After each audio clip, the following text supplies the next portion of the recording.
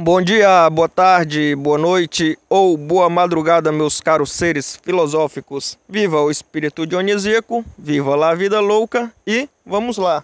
Hoje nós iremos falar a respeito de Descartes e a sua dúvida metódica ou seu método cartesiano. O Descartes ele era um filósofo que ele também era matemático e ele vai desenvolver a sua dúvida metódica, ou seu método cartesiano, que é onde ele faz o quê? Ele procura aproximar a filosofia da matemática, desenvolvendo assim esse seu método que é aplicado por muitos cientistas, é aplicado no ramo científico, é aplicado até por você nos dias atuais e você nem sabe, é aplicado para você que está na escola. Você aplica isso na escola durante as suas provas e também nem sabe. Ou seja, a gente se utiliza desse método cartesiano e não sabe que é o método cartesiano.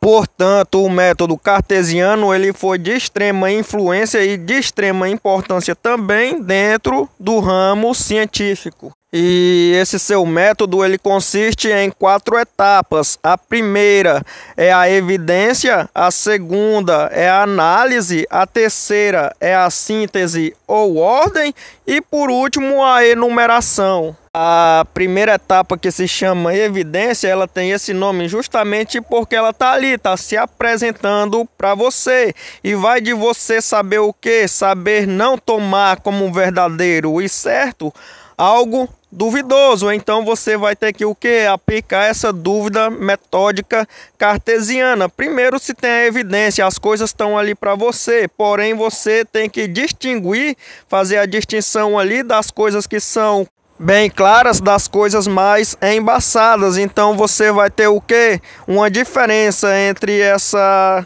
clareza e essa obscuridade, pois tem diferença de uma água de nascente para uma água de esgoto. Qual é que você vai preferir beber?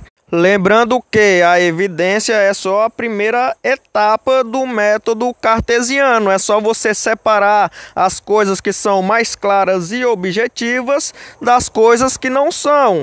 E fazendo isso, então, a gente vai para a segunda etapa do método cartesiano, que é justamente a análise. Você tendo separado as coisas que são claras e objetivas das que não são, você agora vai analisá-las.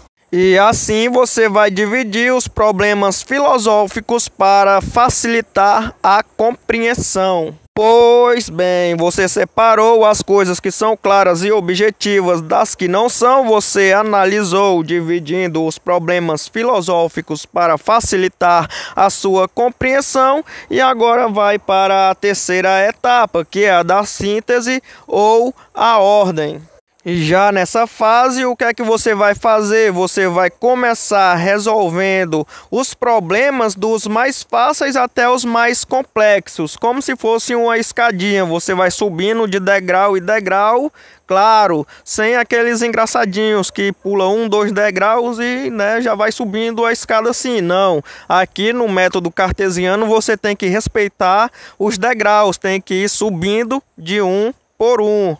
E após você ter feito tudo isso, na enumeração, o que é que você vai fazer? Você vai fazer uma espécie de revisão de tudo. Para o quê? Para ter certeza que não deixou nada passar, que não esqueceu nada, que ficou tudo certinho, não vai omitir nada. Vou dar um exemplo para você que é estudante. Você aplica, por exemplo, o método cartesiano na resolução de uma prova e talvez não sabia que aplicava esse método, que é o método de Descartes. Primeiramente, quando você recebe a prova, está ali a evidência. Você não vai tomar algo que é duvidoso como certo e verdadeiro. Às vezes vai ter umas pegadinhas ali na sua prova, então está ali a prova. Você tem que o quê? Você tem que pegar as coisas que são mais claras. Claro que existem muitos professores por aí que não elaboram uma prova bem clara e objetiva, até se você for pegar, por exemplo, em concursos públicos, onde se elaboram provas para pessoas já formadas também, e a prova ela não vem com aquela clareza e objetividade. Muitas vezes vem o enunciado errado, palavra faltando, o erro de ortografia e tudo mais. Portanto, tá ali a sua evidência e a sua prova. O que é que você vai fazer? Você vai dividir os problemas, você vai analisar a prova, né? E vai dividir os problemas, vai fazer o que? Ó, né? Essa daqui é de marcar, eu vou começar por ela, que é mais fácil, então vou fazer as de marcar primeiro. Aí depois você vai fazendo nas subjetivas, que são a de escrever, onde você tem que dar a sua opinião e tudo mais. Então tem muita gente que vai o que? Vai começando pelas mais fáceis até indo para as mais difíceis, para os mais complexos problemas.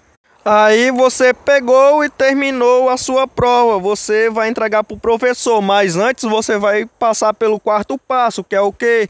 A enumeração. Você vai fazer uma revisão ali da sua prova, vai ver se não esqueceu de responder nenhuma questão, vai lá e entrega.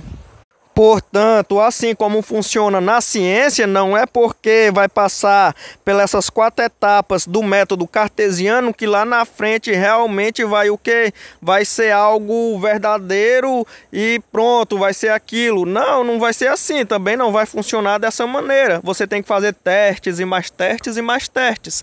Então, claro, mesmo você aplicando o método cartesiano na resolução da sua prova, e quando você vai lá e vai entregar a prova para o professor, mesmo tendo olhando todas as questões e pegou e não esqueci nenhuma, vai lá e entrega.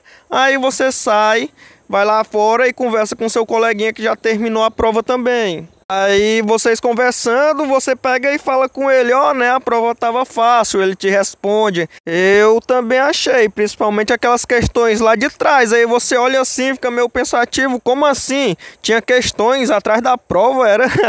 Quem foi que nunca passou por isso aí alguma vez? Portanto, não é porque você utiliza um método cartesiano que, como diria o Senko do Dr. Stone, seja 10 bilhões% de certeza que vai funcionar. E o método cartesiano ele pode não ser um método infalível, um método perfeito, até porque nem nós, seres humanos, somos perfeitos. Mas ele é um método muito bem elaborado que auxiliou e auxilia a ciência e muito, auxilia você nos seus estudos, auxilia você numa prova. É um método que está presente no nosso dia a dia. E esse é o método cartesiano: evidência, análise, síntese ou ordem e a enumeração.